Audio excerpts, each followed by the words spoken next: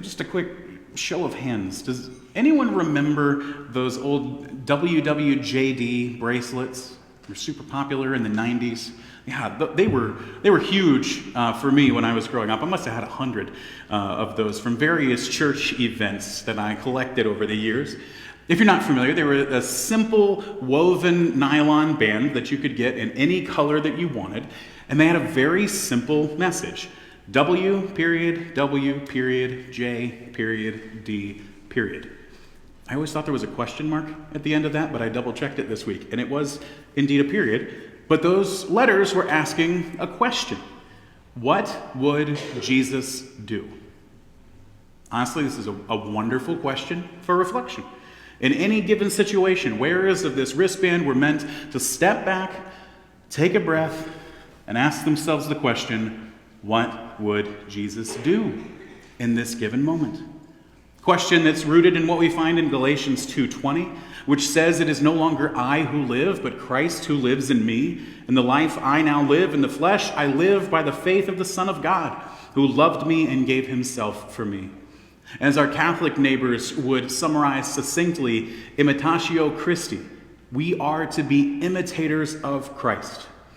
So it's a profound but simple moral and relational guide to seek the heart of Christ in all decisions that we make and in all things that we do. What would Jesus do? I do not think that the creators of the wristband had today's gospel lesson in mind when they created their hit product, because if we truly ask what would Jesus do, then we must remember that flipping tables and chasing people with a whip is an acceptable answer. Now, this is probably a familiar story to most people. The story of Jesus cleansing the temple is one that appears in all four Gospels. But as we spent the last 3 years of the narrative lectionary cycle focusing on Matthew, Mark, and Luke, you may be asking yourself, what is this story doing here? It's too early for this one. Because in the Synoptic Gospels, Matthew, Mark, and Luke, Jesus' temporary shutting down of temple functions is sort of the final straw that leads to his arrest, trial, crucifixion, and ultimately his resurrection and ascension. But it happens at the end of the story. In the Gospel of John, this event happens in chapter 2. So this is a point where it's good to offer a healthy reminder that the Gospels were not written to be a strictly historically accurate account according to chronology. The timing of things in these Gospels may differ, but that doesn't mean they're not true. We are meant to remember that the writers were presenting a theological statement on who Christ is, was, and will be. So that the timing of things doesn't matter as much as what it says about Christ. Because I hate to spoil things for you, but if we jump ahead in the narrative and read the second to last chapter of John's Gospel, the writer tells us the point. John 20:30 through 31 says, Now Jesus did many other signs in the presence of his disciples that are not written in this book, but these are written so that you may continue to believe that Jesus is the Messiah, the Son of God, and that through believing you may have life in his name. So if belief in Jesus and life in his name is the point of this whole gospel, then why is the cleansing of the temple happening in chapter 2, right on the heels of Jesus' first public miraculous sign? Could it be that the writer wanted to make sure that when we look down at our WWJD bracelet, we were sure to remember that violent disruption was an acceptable answer? I don't think so. I would argue that this story is one that we should make sure we remember, because Jesus wants us to keep first things first. I don't think that the violent and disruptive nature of this story is the point. In fact, I know this is the reason that many people, myself included, struggle with this story. I don't want Jesus to display violence. It's too easy of an answer. Because frankly, when I look around the world today, there's a sinister corner of my own soul that's glad that table flipping and whip chasing are on the table.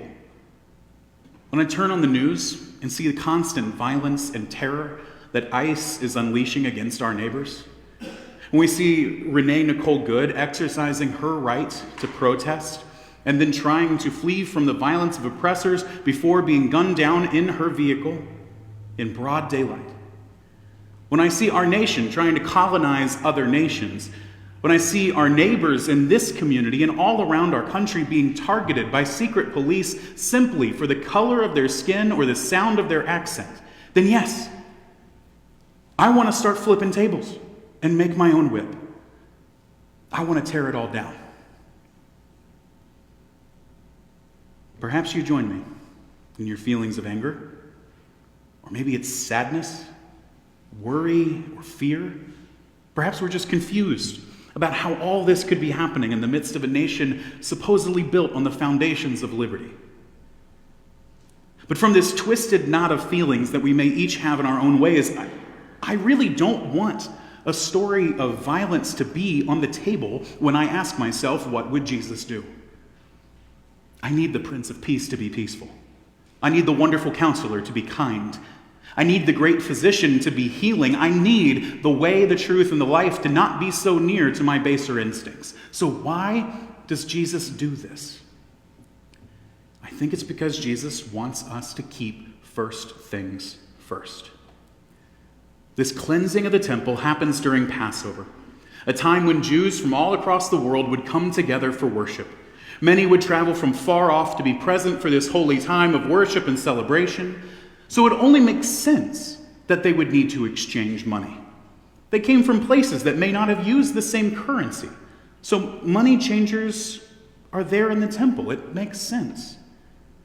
They came from far off journeys and they were there to present their sacrifice. And your unblemished lamb is not going to stay unblemished during your whole journey from Babylon to Jerusalem. So it makes sense that they were selling animals for offering there at the temple. But with all else that Jesus experiences from religious authorities throughout his life, it is not a stretch to assume that what was happening in these exchanges in the temple was not completely fair. Money exchanged at terrible rates that would only benefit the wealthy religious leaders. Animals for offering that are sold well above market price, because where else are you going to go get one? This space was rife for the opportunity for exploitation. Exploitation happening in the very house of God. And the temple itself was often a place that lent itself to exclusion, a tiered assembly where not everyone had equal access to worship, but lines were drawn between men and women, foreigner and resident, clean and unclean. The house of God was so easily a house of injustice. And so it says that zeal for your house will consume me. Zeal, passion, righteous anger consume our Lord, and he flips the tables of injustice.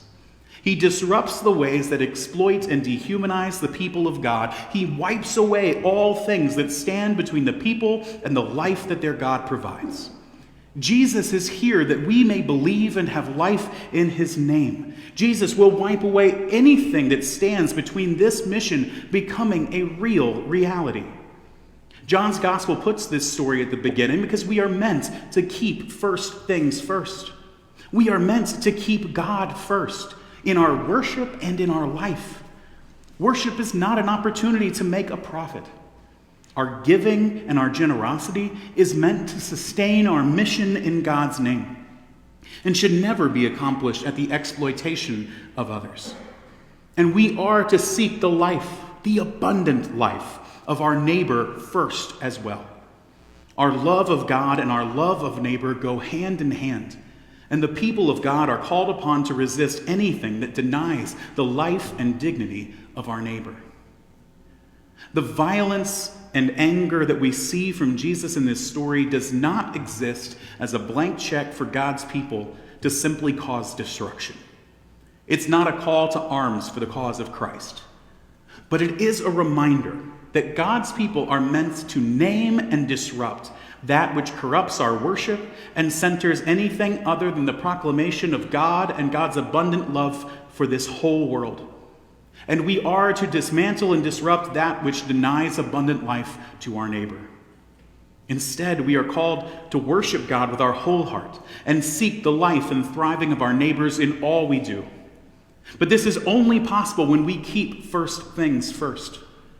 Christ is continuing to be at work in us to banish anything that stands between us and God and the knowledge of how beloved we are in God's eyes.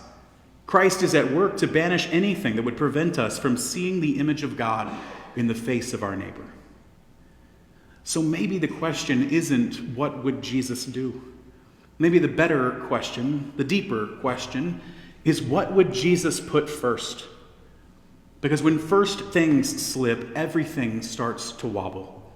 When profit comes before people, when power comes before compassion, when fear comes before love, when protecting systems comes before protecting human life, that's when the temple needs cleansing. Jesus does not flip tables because he's reckless and cruel. He flips tables because God comes first. Because worship comes before wealth. Because people come before profit. Because dignity comes before order. Because life comes before anything that pretends to manage or control it. John puts this story at the beginning because it tells us right from the start what kind of Messiah this is and what kind of life he brings. A Messiah who refuses to let God be reduced to a transaction. A Messiah who refuses to let worship become exclusion. A Messiah who refuses to let anything stand between God and God's people, or between the people and the life that God desires for them.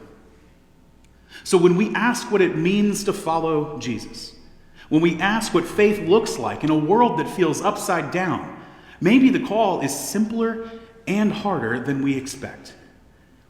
Keep first things first.